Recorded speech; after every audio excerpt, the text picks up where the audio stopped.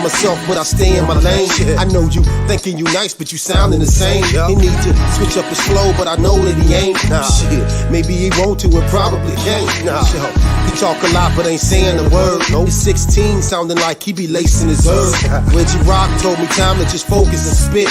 Quit worrying about the niggas abandoning shit. I dropped broken and they told me quit biting your tongue. The way you writing sounded like you forgot where you from. Say you from the hood, but you sound like a minister now. Yeah, I could take it there, but shit, I just like how this sound. I should address some of this drama, but letting it go. But shit, I can't keep playing with you niggas, I'm getting too old. The last words Bone told me I never forget.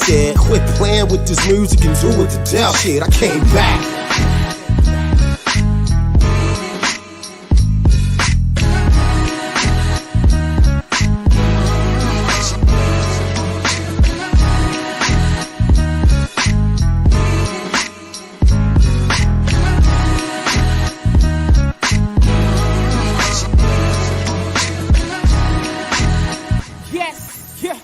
You're now watching the End of the Bench podcast, Build and Destroy, hosted by your man, H-Rap B.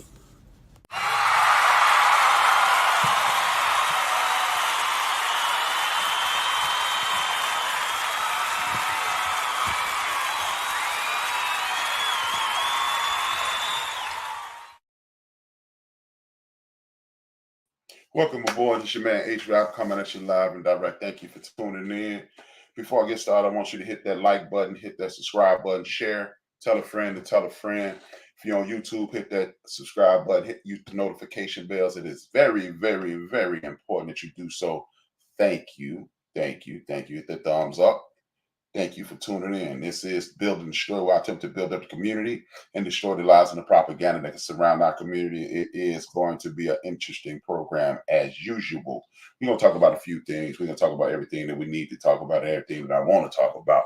Now, if you're in the chat room, thank you for tuning in. It is important that you do that. Thank you for hitting that like button. Please hit that like button, hit that share button. Go to www. You can watch it as usual on YouTube, on Facebook, on www.theendofthebench.com. The End of the Bench Media, please go and subscribe. It is important. Thank you. Thank you. Thank you. Thank you. Now, as usual, I am going to bring information to you that I think is pertinent to our community. I'm going to be local today. I'm going to do a little local. I'm going to do a little universal, meaning across the United States. And then I'm going to tell you what I'm going to talk about next week, which is even more important. Can't talk about it this week because I don't have all my information together. Now, what I have been on a mission for the last 3 years, in February to be 3 years, 3 years. In February will be 3 years when I stopped exclusively talking about sports and entertainment, and I started talking about community empowerment. The reason I started talking about community empowerment is because I saw ourselves struggling, our community struggling. And when our community is struggling, someone's going to have to step up, take the lead, and push things out the way so we can, provide information and provide things that can help the community grow and get stronger. I've taken on that mantra, I've taken on that duty, and I'm going to do it, and I'm going to continue to be successful at it. You will see me 6 days, 5 to 6 days. You know what? You're going to see me 7 days a week going forward. Will I be live broadcasting 7 days a week? No, I will not, but you will be seeing this program. You will be seeing Hold My Beer. You will be seeing Rapping with H-Rap, and you'll be seeing clips throughout the week of the show chopped up, so you can get what you need in a short form and then come back and watch it at a later time. Thank you. Now, one of the things that I've been harping on of late is the importance of voting, the importance of your civic duty of voting. A lot of people have gotten away from things like the Democratic Party, and they are not doing us any good. True indeed, you are 100% correct. I have no dispute. I will not fight you on that. But one of the things that is starting to disturb me is we have people saying that we need to start dealing with the Republican Party, which is also a mistake. How is it that you, like I told you, if you have a person who's attempting to destroy the community on one end, and you have somebody attempting to destroy the community on the other end, you go to the one that is less dangerous. The Democratic Party at this moment is less dangerous. They are dangerous. They're still dangerous to no end, because at the end of the day, you have people like Medgar Evers. You have people like the great Medgar Evers, the great Malcolm X, the great Martin King, the great Fred Hampton, and a myriad of others. Kathleen Cleaver, who's still here with us, she hasn't transitioned. Fannie Lou Hamer, Dorothy Chillman, Doris Chillman. Y'all know what I'm talking about. Fat tongue. You got people, Dorothy Chisholm, and these people who dedicated their lives to get us in a better situation. And you have people in the Republican Party at this point trying to strip those laws and strip all that advancement away, and we are sitting back allowing them to do it. As I'm going to further go into detail next week, we need to create our own party. We don't need to be in alliance with the Democratic Party. We don't need to be aligned with the Green Party. We don't need to be in alliance with the Republican Party. As I will talk about later on when I focus on Chicago politics in particular, because I've been angered, and one of my good friends, she was angered, and she's even more active in Chicago politics than I am. What I'm going to do is talk about how at this point we're going to deal with the lesser of two evils, a gunshot wound and food poisoning. They both will kill you, but food poisoning you can get over a whole lot faster than a gunshot wound. Your body will reject the food poisoning, and then you can build up your body. And that's where we are dealing with the Democratic Party. The Republican Party is a gunshot wound to your head. You might not die, but even if you live, you're going to be damaged. And that's what they're trying to do. The Republican Party are taking small steps, small indiscriminate steps in regards to taking away all your rights. Look, they're hiding it by Christian nationalism. Well, we're doing this in the name of God. We don't deal with things that are not of God. Well, you're the same people. Well, God don't strip anything from anybody. Point blank, period. He's not going to give you the rights that God gave you. He's not going to try to take them away. And the Republican Party are doing everything they can in the name of Christianity to destroy our community. Point blank, period, end of story. They want to, first and foremost, they're attacking history. Anytime you do away from history, that destroys the foundation of a community. If you do away with my history, that means you have no interest in me advancing in anything, because that's my foundation. I build off of it. I look at my history and I know what happened. I understand why I am where I am, and then it allows me to navigate through the future. If you don't want me to have history, that means you don't want me to have a floor. If I never have a floor, I cannot build walls. I cannot build a roof. I cannot build an infrastructure, and I cannot have a house. If they are trying to take that away from us, they mean us nothing but destruction. So for us to deal with them is insane. Now, the Democratic Party, they want us to build a house on sand. Well, it will be a beautiful house, but it's not going to stand for long. So we have no friends. As I stated last week, we have no friends. The name of this is Fight the Power. The powers that be are attempting to destroy us, no matter whether it's Joe Biden or Donald J. Trump. Look, the great Malcolm X made this statement: whether you a wolf or a fox, we are the lambs. Both of them are trying to eat lambs. Wolves run into a pack of lambs and would mangle them. Foxes make the lamb believe that they're their friends, and then they eat them at that point. Either way, you're going to end up on a plate. So we don't have any friends in politics. We are going to have to stop saying things like, I don't really deal in politics. That kind of depresses me. Guess what? Oppression should depress you. Living in a food apartheid. Shout out to Wanda from the Bronx, sister who creating inner city farms throughout the United States of America. Watch High on the Hog. You'll understand exactly what I'm talking about. When you got people who are party to redlining, discrimination, defunding schools, defunding after-school programs, creating a system of incarceration that are targeting Black people. I'm not going to do the Black and brown thing, because I'm not talking to Black and brown people. I'm talking to Black people. I'm talking to descendants of enslaved Africans. I'm descendants of enslaved indigenous people. Everybody is fighting their fight. We don't have time to fight our fight and your fight. Once we get strong, we can help you, but we're weak right now. So I'm sorry if that offends you. Sucks to be you. I don't have time anymore. Time is of the essence. Now, as I was stating, they're taking little pot shots. See what they do when you're dealing with wicked people in the world, as I've stated for the last 3 weeks, they will attack small pockets of individuals. They'll attack something that most people disagree with, LGBTQIE. Oh, I'm sick of hearing that. I'm sick of seeing that. And they attack them. What you don't realize is when they attack those people, what they're doing is setting you up for the kill. That's a possible ally. Now, I know we don't have any friends, but we do have allies. And the enemy of my enemy is my ally. We don't have any friends. Because we have friends, seeing how the number they always throw out of us is 13%.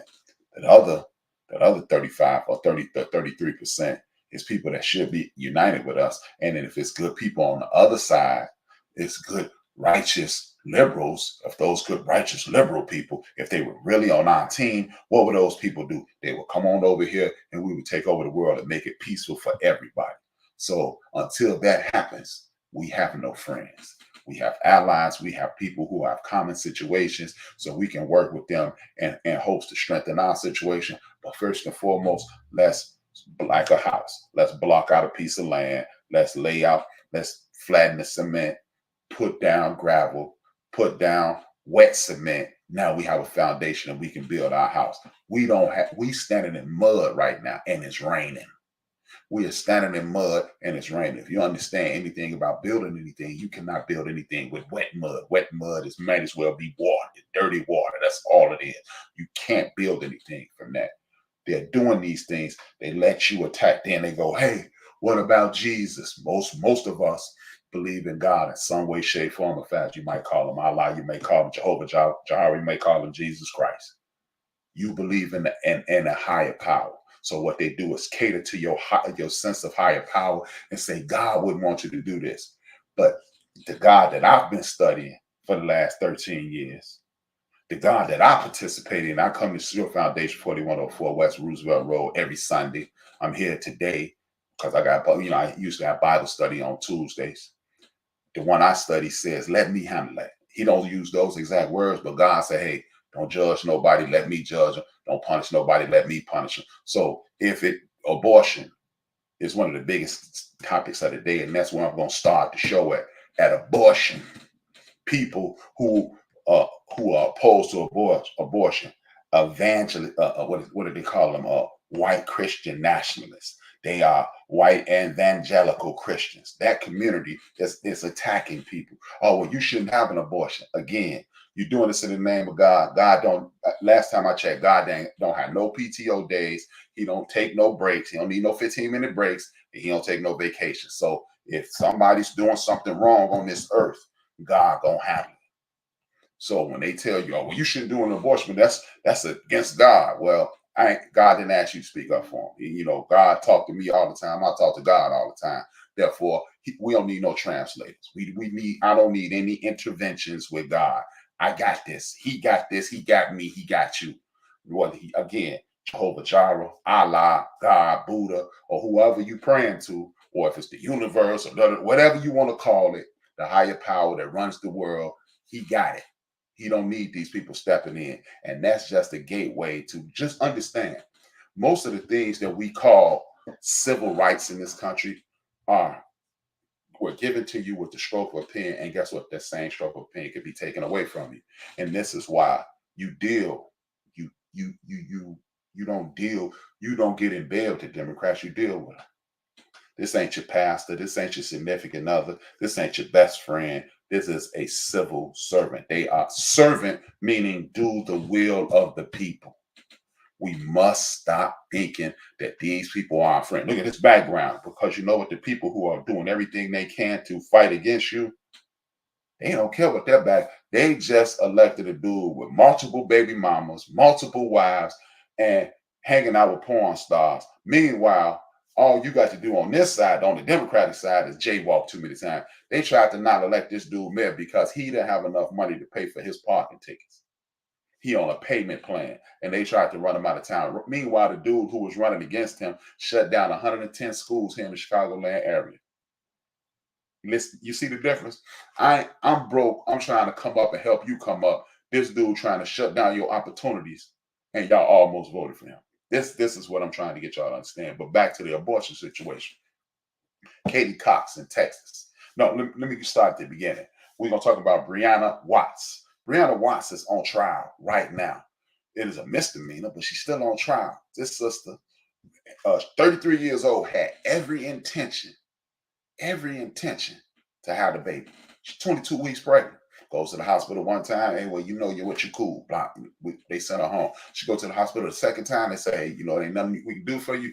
You know why they couldn't do anything for her? Because she didn't have adequate insurance. You just got to go home and you're going more than likely miscarry this child. Now, for those who don't know, in a lot of states, when you have a miscarriage, they write it down as aborted child. Aborted child. Not saying that you had an abortion, but that's just the medical term for it. Now, Brianna goes home, sits on the toilet, where most miscarries happen, sitting on the toilet. And if you look up the pamphlets in Ohio, it clearly states you will be you can either dispose of the remains of the fetus, or you can flush it down the toilet, or you can fish it out. These are your options. But because you got people in this one party, the Republican Party, they call themselves pro-life, but they don't want to stop you from having semi-automatic weapons with 32 round clips. They don't want to have mental health checks for people who want to buy firearms. They don't want to stop shutting down schools. They don't want to give baby formula during COVID. They don't want to give housing vouchers during COVID when people are losing their jobs and their homes, but they're pro-life. Those things don't go hand in hand, but allow me to finish with my point. They made abortion illegal at one point in the state of Ohio. Young lady in Ohio, separate from my sister Brittany Watts, got molested by a family member and had to go to Indiana to get the child aborted, because who wants to carry around the child that I was raped to get? And two, this is a family member that raped me. Who wants to carry this? And this child more than likely may not be as fully functioning as humanly possible. It may have some difficulties. So no one wants to deal with that. So so you got this sister Brittany Watts in Ohio. She's been arrested. They busted into her crib, literally picked up her toilet, took it to the coroner's office, found the remains of this child, and the coroner said the water broke too early. This child was stillborn. Leave this woman alone. They still prosecuting the lady. And that's why the reason I'm bringing it up for our brothers and sisters said we need to start dealing with the Republicans. No, what we need to do is start making block clubs, community clubs, and then we start complaining to the alderman or the state rep or whatever they call it in your communities, complaining to the city council, and get things to our advantage so we can live. We don't need to take sides. Again, we've tried to take sides for 160 years now. It ain't working. It's not gonna work. We don't need to take sides. We need to create our own lane, because there ain't no traffic in our lane. If you in this lane or in this lane, there's some traffic. But when we in our lane, there is no traffic. Back to the point. This sister is fighting for her life. Now, not only does she have medical bills that she can't pay for because she had because she had to go to the doctor twice, she got the bill for fighting for her freedom, and the apartment complex is charging her for the police busting in the crib and ripping up the toilet. This is how you're being put into a trick bag. Luckily for the other sisters and the other young ladies, it has been written in the Constitution of the state of Ohio that you can never make a law against abortion.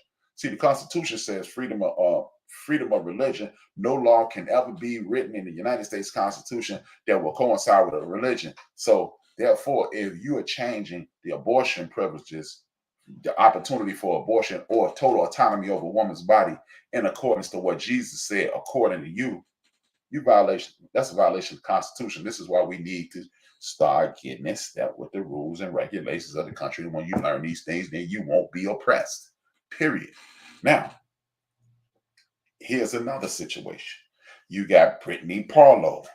She's in the state of Oklahoma.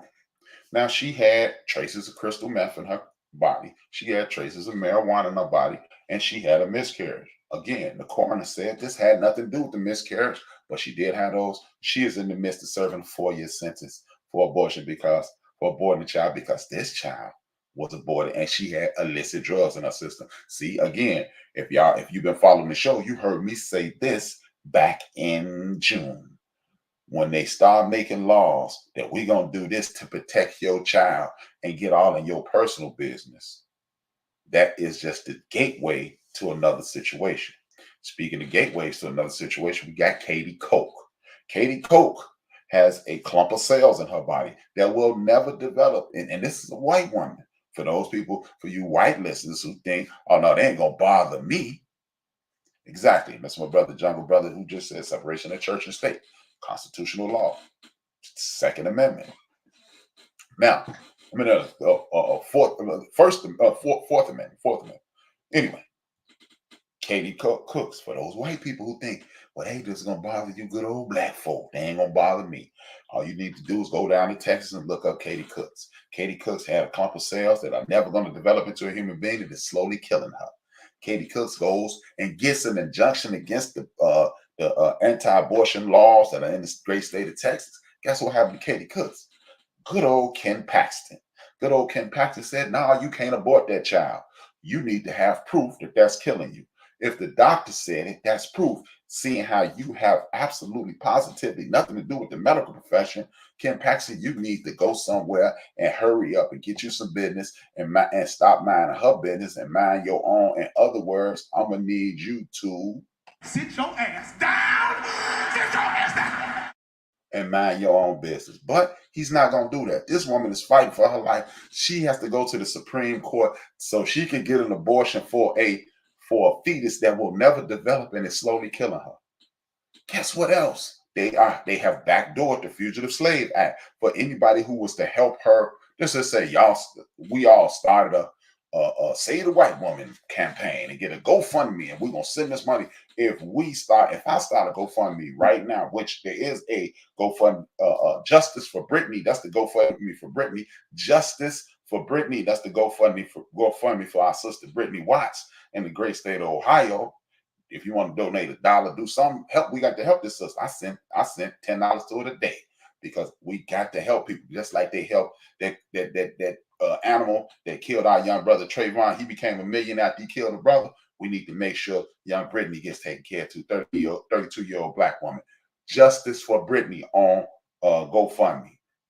Now, what if we want to help old Katie Cox? You can't, because they reenacted what is called the Fugitive Slave Act. They're not calling it the Fugitive Slave Act, but it's the same thing. The Fugitive Slave Act is when you suffer from drapetomania. If you don't know what drapetomania is, that's when an enslaved brother or sister got sick of being an enslaved brother or sister, and they said, I'm out of here. And if a white person helped them, or a person who's known as a native helped them, or anybody helped them, you were in trouble too.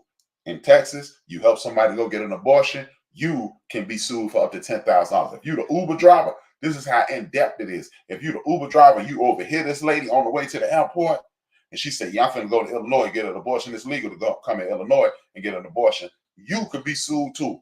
These are wicked, evil people.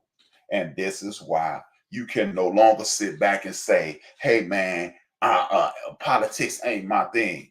If oppression is your thing, if death is your thing, if discrimination is your thing, if your child not being educated to the best of your taxes, if you getting steady wages ain't your thing, I'm cool with that. If you have the ability to make God send you some water to your house, have God shoot you a house down here, have God get you electricity, have God create a business for you so you can be a self-contained entity, then you need not worry about none of this political stuff that I'm talking about.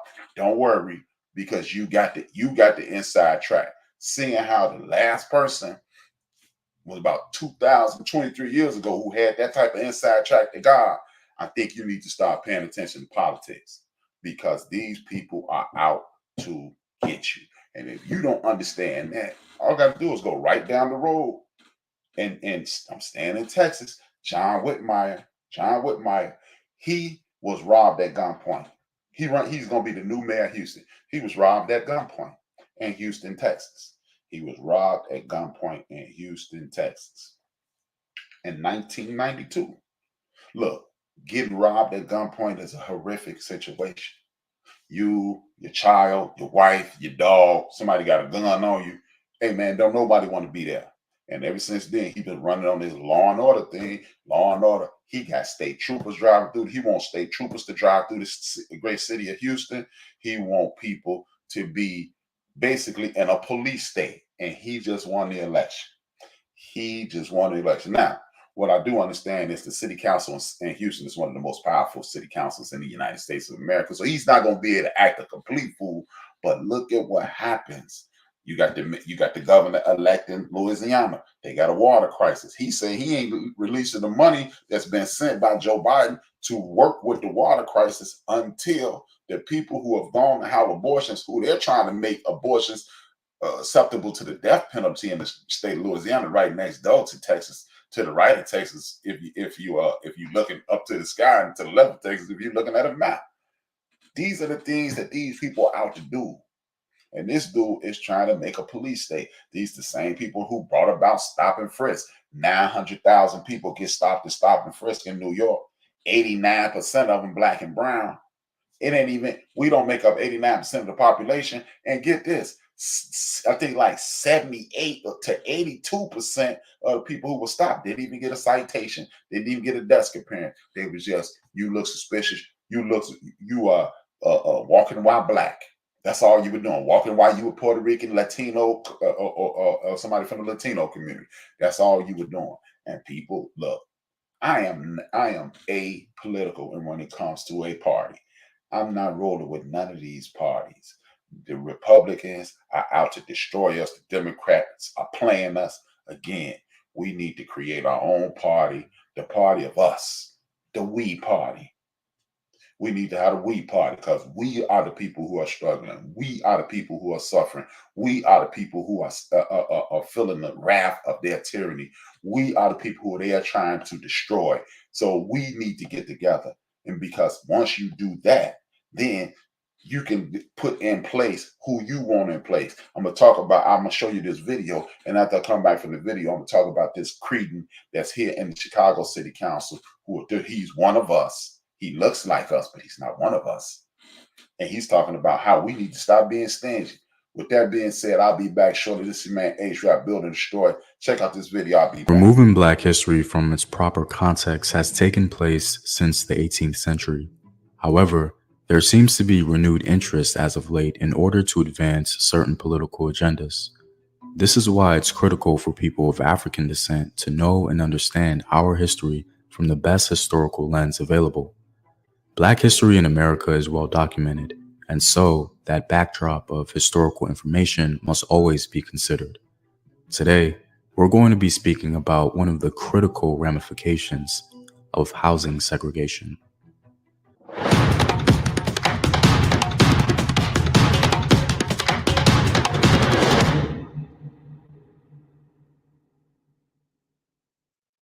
What up, African world? It's Home Team here, and welcome back to another video of African history, culture, and worldview. By supporting this channel on Patreon, you're helping in the creation of these videos and contributing to this content. The link to Patreon is in the description box below. Also, stay tuned with a word from my sponsors. My name is Howard Dorsey. To begin, the purpose of the video is to document this history for the diaspora in hopes that we'll understand some of what we see today and be able to challenge pernicious narratives on Black history. This video only scratches the surface and is introductory in nature. Many things that took place in 20th century America determined the modern condition of Afro-descended people, and housing segregation is one of them. So please keep this context in mind. Housing segregation in America, simply put, was the zoning or barring of the Black community's entry into white designated neighborhoods. There were diverse ways it was accomplished, but ultimately it was the birthchild of systemic and structural racism. Housing segregation established multiple negative outcomes for the Black community, wealth accumulation being principal. However, it's not often we hear how industrial waste facilities were purposefully and disproportionately placed in Black communities, contributing to devalued properties, health issues, and the overall slum narrative. According to one source, civil rights organizations began to take on what was called environmental justice in the 1980s. In 1979, one African American community in Houston protested against hazardous waste landfills being dumped in their vicinity. Residents of Houston's Northwood Manor suburban neighborhood filed the first lawsuit charging environmental discrimination, citing Houston's long history of locating its solid waste facilities in African American communities. Houston residents fought Browning Ferris Industries' location of a municipal solid waste landfill in their community. The citizens lost the 1979 lawsuit, but it was the first case to use civil rights law to challenge the siting of a waste facility. The main issue and the point of contention was not the existence of hazardous waste facilities, but the proliferation of waste facilities in Black communities. In other words, Black communities were targeted for dumping sites. The question is, was this actually true? Were Black communities specifically targeted?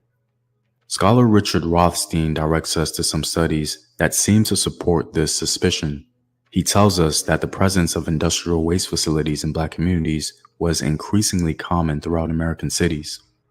The pattern was confirmed in a 1983 analysis by the U.S. General Accounting Office, concluding that across the nation, commercial waste treatment facilities or uncontrolled waste dumps were more likely to be found near African American than white residential areas. In 1991, the Environmental Protection Agency issued a report confirming that a disproportionate number of toxic waste facilities were found in African American communities nationwide.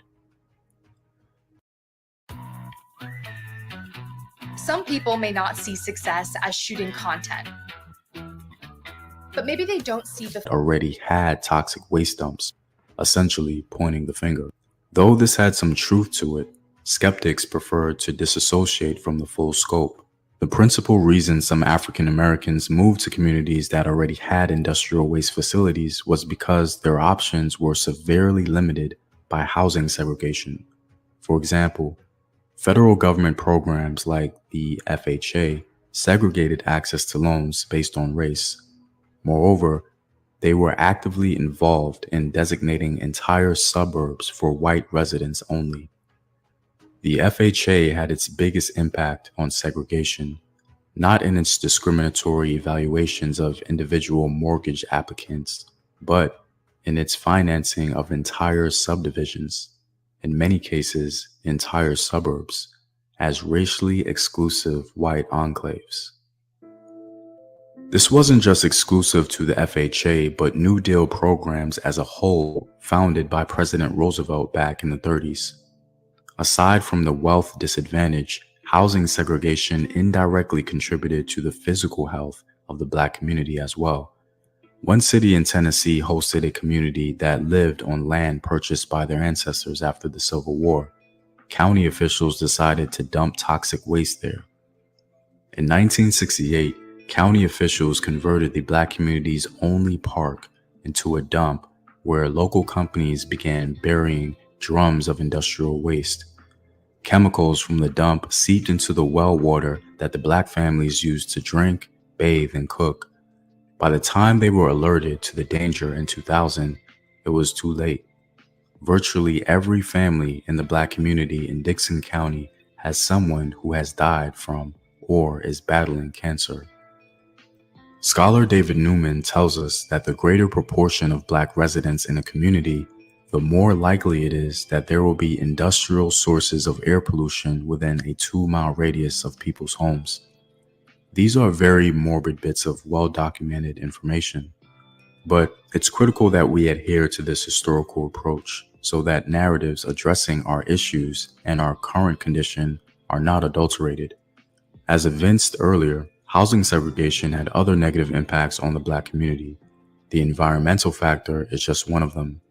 I encourage everyone in the diaspora to learn more about Black history in its full scope, so that we'll be able to not only understand what we see today, but disarm narratives that seek to neglect historical context. Well, I'm all out, guys. If you like these videos and want to help in its continued production, consider supporting the Home Team on Patreon.com. The link is in the description box below. Know thyself. Remember your ancestors. Yeah, I'm back. This is H-Rap. Thank you for continuing to tune in. Please hit that like, share, tell a friend, and tell a friend. It's important that you do so. It helps me, it helps the channel grow. It's important. Thank you. As you see, we have no friends. This is what I told you at the top of the show. Always we got friends in this group and friends in that group. Things like what you just saw don't happen. You don't have towns, Black towns, organized towns underwater. You don't have a situation like in whoa, I forgot to write this. Sandersville, Georgia. Sandersville, Georgia. Sandersville, Georgia is the most important place that I want to talk about today. And it that, and then I'm going right into Chicago. I'm choking out some of these politicians in Chicago. Hate me if you want. I don't care. Now, Sandersville, Georgia. There's over 600 years ago, James Blaine Smith. James Blaine Smith left 600 acres. 600 acres. This is a black man with over 600 acres. He left it to his family. This land has paid for generations. It has been 100 years. He did this in 1926. It's been 97 years. 97, almost 98 years since he did this. He left over 600 acres of land, and you know how difficult it is in the United States of America to hold on to that land when you are black. They'll either bury the land, or they'll steal it from you, or they'll kill you and bury you in paperwork, and then you don't have it. But as of this moment, due to a guy by the name of Benjamin Turnbull, and he owns his own railroad company in Sandersville, Georgia, he's trying to take that 600. He's trying to take that 600 acre plot of land from the Smith family. These people have been there for almost 98 years. And why is he trying to take? Because he has a railroad company. He wants to run a railroad through their town, and it'd be beneficial to him. And when they refused to sell, what did he do? He went to the Supreme Court.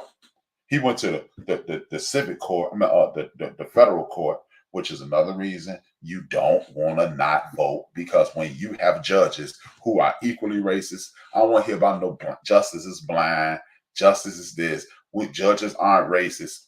I don't want to hear that. If justice wasn't racist, how is it that we make up 13% of the population and we make up 80% of the jail population? Yeah, that ain't coincidence. That's not happenstance, because just like that judge in California who that animal who raped who sexually assaulted that young lady behind a dumpster, and the judge said, well, he's at Stanford, he's on the swim team, I don't want to ruin his life. Meanwhile, this lady's life has been ruined because she's been violated. So I don't want to hear about no justice being blind. But when you have racist people putting racist judges in place, when you come before them, they're going to do everything to continue to oppress you. This is why voting is paramount. But this dude tried to get eminent domain inflicted upon him. Eminent domain is, I don't know how it works in every state, but in the state of Illinois, when there's something that will benefit the public, they can take your land and dictate to you what the cost is. That's how you got the new United Center where the Bulls play. That's how you got the new White Sox Stadium where they play. And that's why you got some new hotels around Wrigley Field, because people got their land taken because they deemed it important, more important for the people who live around the Cubs to lose their house and those buildings to be there and those new businesses to be there, because it'll be beneficial as a tax generator. And the city of Chicago owns that new White Sox Stadium, and they trying to build a new Chicago Bears Stadium too. So this they will remove you from your land and then say this is for the betterment. But this is a railroad. This dude, Mr. Benjamin Turnbutton, he is only in this for greed. He's only in this. It is only going to benefit him and his railroad. By the way, the brother James Blaine Smith got this 100 years ago. Their railroad been in Benjamin Turnbutton's family for about 160 years. What was happening 160 years ago? How he get that money? How he get enough money to own a railroad? What was happening 160 years ago so he could get the money to own the railroad? He was owning people that look like me and you. So you gonna not only build a insane amount of money by owning my ancestors, you gonna take that money after my ancestors come from up under your ancestors' thumb, and one of my ancestors sell cotton, sharecrop, sell blood, do whatever he had to do to get this 600 acres. You want to take that from him too 100 years later. People, this is why I'm telling you, if the Democrats or the Republicans had anything that resembled our best interest in mind, this man, the Smith family wouldn't be in court fighting for these 600 acres right now.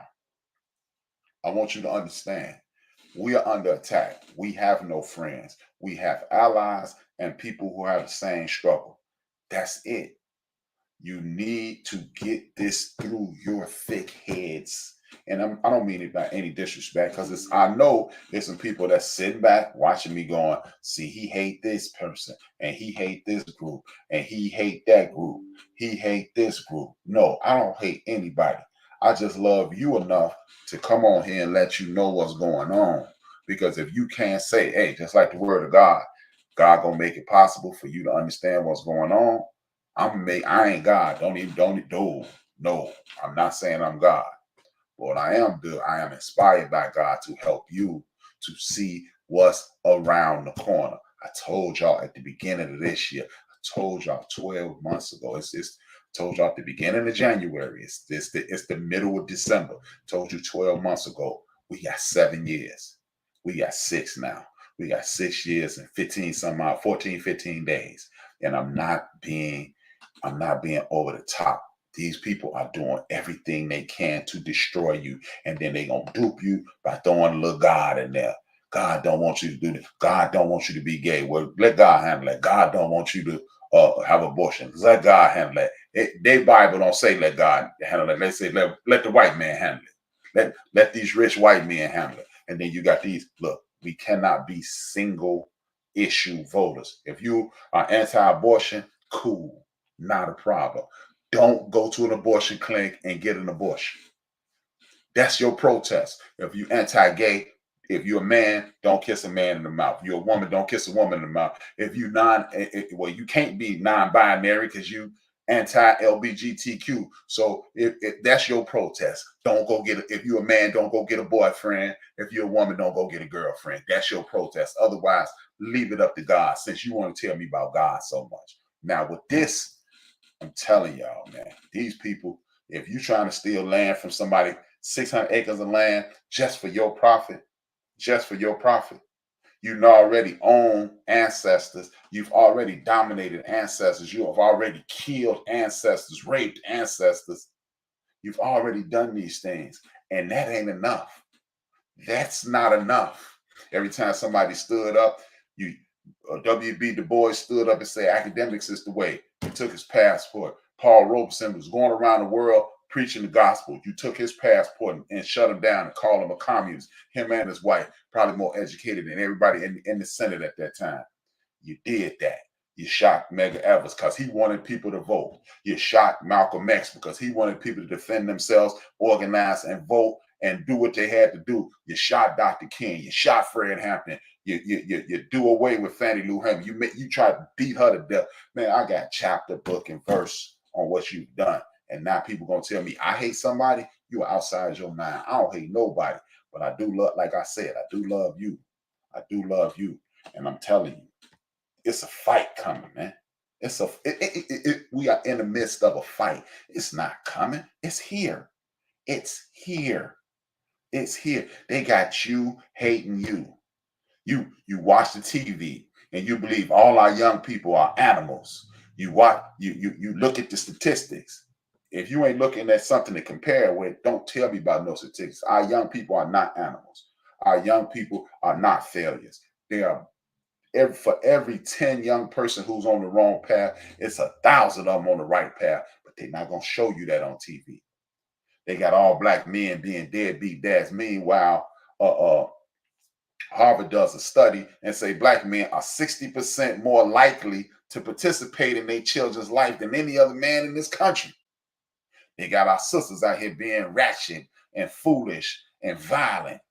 No, that's not. Is your mama like that? Is your sisters like that? But don't think everybody else sisters and mamas and aunts and grandmothers like that. No. Do we got some ratchet stuff in our community? Everybody does.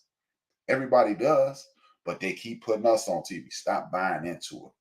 Now, I want to talk to my people right here in the city of Chicago. Everybody in Chicago, favorite mayor, if you're of age, your favorite mayor is this man by the name of the most honorable, his honor, Harold Washington. Rest in peace. Everybody's favorite mayor. Your favorite mayor created this sanctuary city thing that this dude, Brandon Johnson, is enforcing. Thanks, son, for calling me in the middle of my show. Brandon Johnson I'm not pro or anti Brandon Johnson, because I told you I'm not for the system. But what I want us to start doing is understand what's going on. You got a person in city council telling the black community yesterday, we need to stop being stingy. Are you outside your, almost cuss, man. Are you outside your mind, Jack? We welcome everybody in this country into our community. You ain't never heard of no group of people from the black community burning no crosses and hurting people as they come in our community. We don't get run out. You don't get run out of restaurants in our community. We don't set up no banks to stop people from coming in our community. We don't not hire people in our community. It's everybody and their uncle and their mama got a store in our community. Asian people, Arab people, African people. Well, African people is us. Asian people, white folks. All throughout Europe, they set up shops in our community. You're gonna tell us to stop being stingy? Look here, Jack, and I want everybody in Chicago to understand this. If they got $9,000 a month for the migrants that come from other countries, well, darn it, we need to be getting some of that $9,000 a month.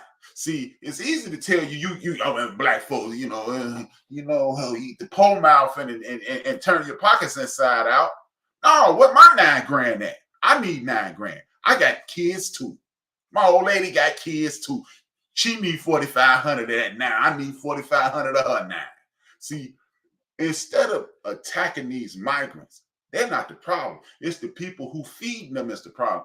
Look, these churches, my church, Saturday, and I'm not bragging on Pastor Dodd, but these are the facts. We fed people for Thanksgiving. We got people coming over here for Juneteenth. We be handing out stuff to the children. Every time you turn around, we giving out stuff. And our church ain't about 20 people strong. So I don't see no more churches handing out no more toys. You need to be handing out clothes and food. We need to be having people at your church who know how to fill out a Section 8 voucher. You need to have people who put people in the crib in these houses. Some link cards handed out. Because what good is a toy, like my girl Wanda said today? What good is a toy if you're in a homeless shelter? I don't want to play with no Xbox in no homeless shelter. My mama being accosted by some stranger. Look, people in Chicago, enough of this. Oh man, we need to go talk to the Republicans. Are you crazy?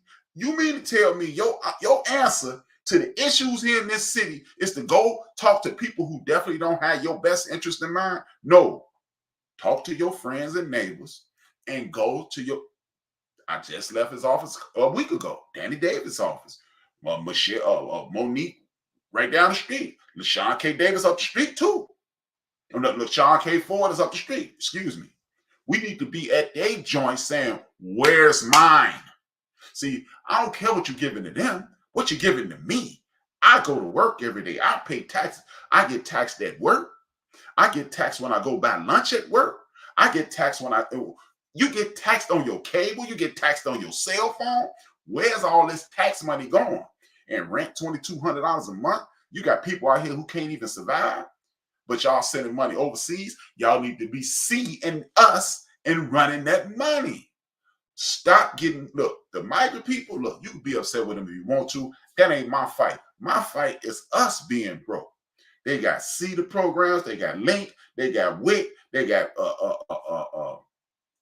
housing vouchers and all this stuff. Black people need that. According to my people, 53% of homeless people in this city look like me, but it's only 13% of me in the country. How are we more than half? 58% of the women who are being trafficked and attacked in the city of Chicago are my sisters. So Mayor Johnson, all these state reps, all these aldermen, city hall, city council, the manager of the city, the president of the city council, all y'all need to be answering to us. See, I don't care if you bring in somebody from Zimbabwe. If you get them 50 cents, I need 75. I don't need 50. I don't need $9,000. I need 18 grand. See, if you need a dime, you ask for a quarter, they give you 15 cents. Folks, we don't have time to say, we point the finger and say, good. I'm glad they're good looking out for them, man. But where mine? Oh man, Paul Valley shut down 100 schools. But guess what? My man Big Illinois, he live in Gage Park. He live down the street from Gage Park. They building schools over there in the Latino community. right down the street from Inglewood. Why are schools getting shut down? Why ain't we complaining about that? See, it's easy to say, hey, man, they shouldn't be. Man, I don't care what they shouldn't be doing. I'm glad they're doing it. Just like when I grew up. If I asked my mama for $1 and she gave Bo and Phyllis $1, I'm like, Ma, I know you got $1 now because you gave Bo and Phyllis $1. I need my $1. We need our $10. We have earned it. Don't listen to this goofball talking about stop being stingy. Black people been nothing but giving. We gave you a job, you bozo.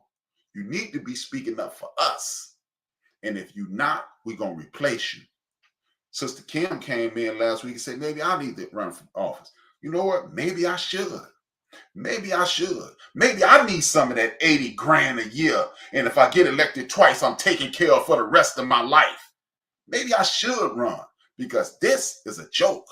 I'm not finna be oppressed. My children, my grandchildren, my great-grandchildren's great-grandchildren not going to be oppressed messing with these clowns. But can't do it alone, folks. Can't do it alone. I need y'all to start inviting people. We need to start some petitions. You ain't even got, look, you on Facebook, you can start a petition. We can start a petition on Facebook. You on Instagram, we can start a petition on Instagram. You on Twitter or X or Y or Z or TikTok or flip-flop or whatever you want to be on. We can do it from the comforts of these devices right here. This device right here, we can do it. You ain't even got to go nowhere. But what we got to do, you know, like I had the homie Sean Walker on. He running for office. He running for office. We need to get behind the Sean Walkers. And Sean K. Ford is doing stuff. Monique is doing stuff. Danny Davis, I'm just getting acquainted with him. He been in there forever. So he must have done something. But y'all need to do a little more. Because if y'all handing out 9 grand, I need 18. And that's it. It's non-negotiable. Why are we getting mad they giving somebody else? Because just what? If you pull out a bankroll and you peel somebody else off, you should have did it somewhere else. You should have made it a secret because now I know you got money. And now I know you got money. I need to get mine. Black folks in Chicago, stop talking, start complaining to them offices. Every time you turn around, I am a quarter mile away from a Danny Davis re-election sign. I am a quarter mile away from a Monique Davis office. I am about a mile and a half away from LaShawn K. Ford. And it's Walter Burnett is down around the corner from where I live. Bruh, sisters, it's time.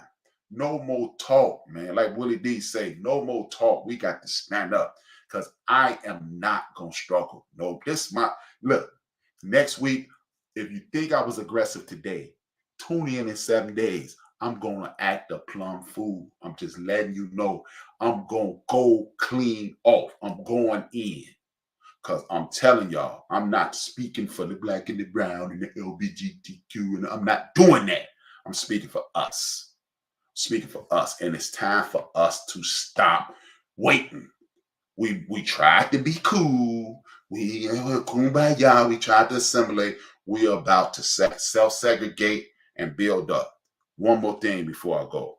If me and you live in a food desert, if we live in impoverished areas, if we don't have money, and explain to me, you got 7 days to explain this to me or come up with an answer.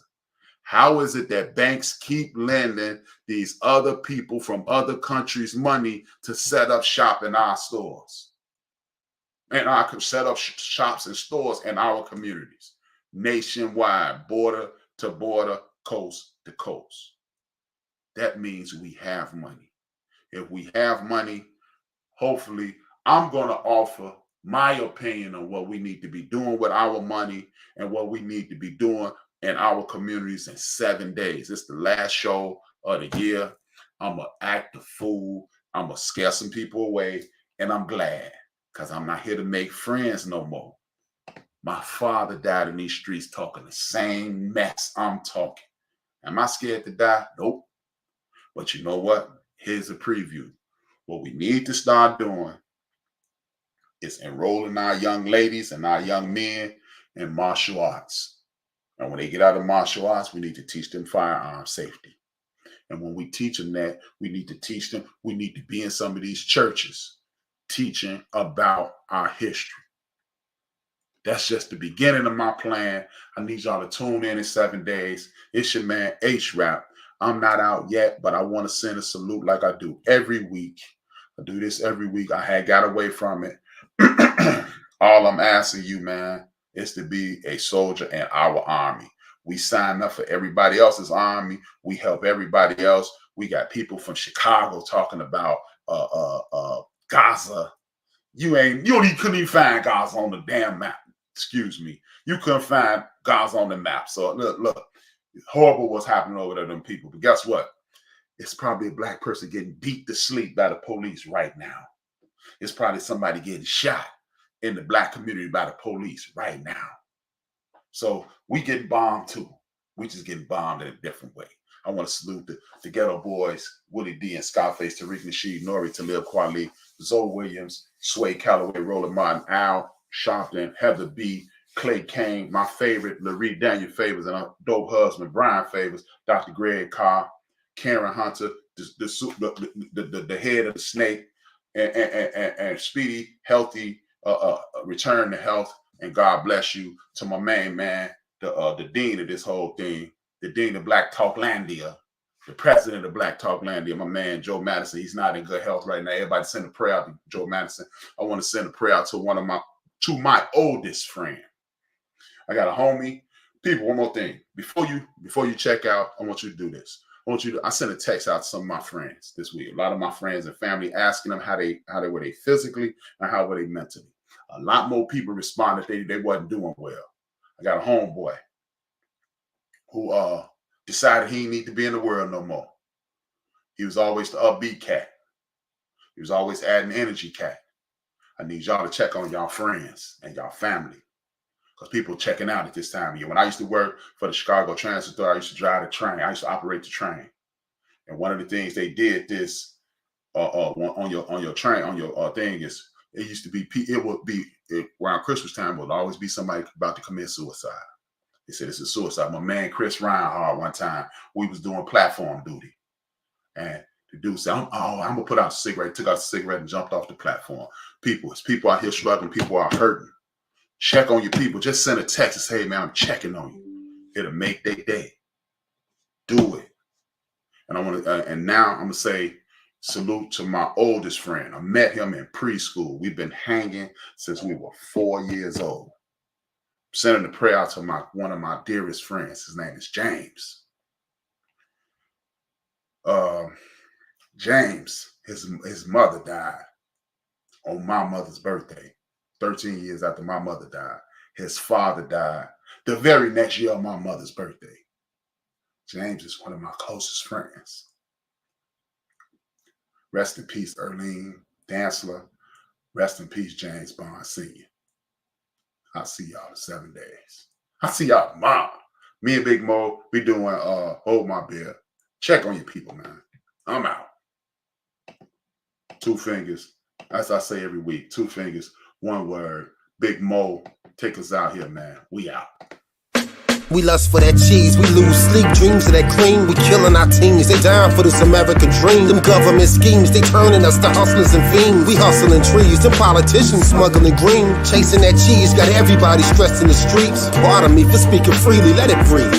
Evangelists preach the congregations out of their seats. They writing them checks for tithes, now his people can't eat. She stripping for change for school, now she giving them brains. She used to that loot, she earning, now she giving them strain. He new to this game, but hungry, so he cooking his cane. He getting that paper, but then they gave him 2 to the brain. It's rules to this game, but hustlers never hustle for fame. The spirit of greed is grimy, so we struggle to change. They put us in chains to take away our African names. But if we submissive and don't resist, then who do we blame? It's all a game, man. These Europeans staking they claim, and you a victim of their game plan. You thinking they ain't, you thinking they saints. Remember all them niggas they hang? Killed our women and our children, all our leaders is slain. They gave us Obama, but that nigga was hoping for change. But Zimmerman is killing niggas and he free.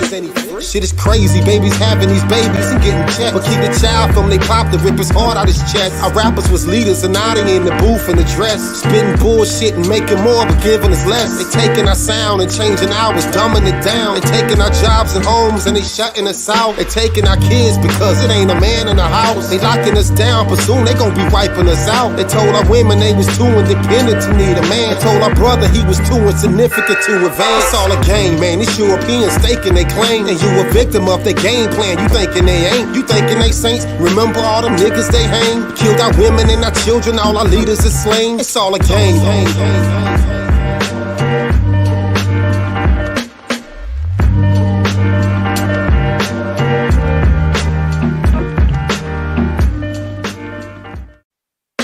We lust for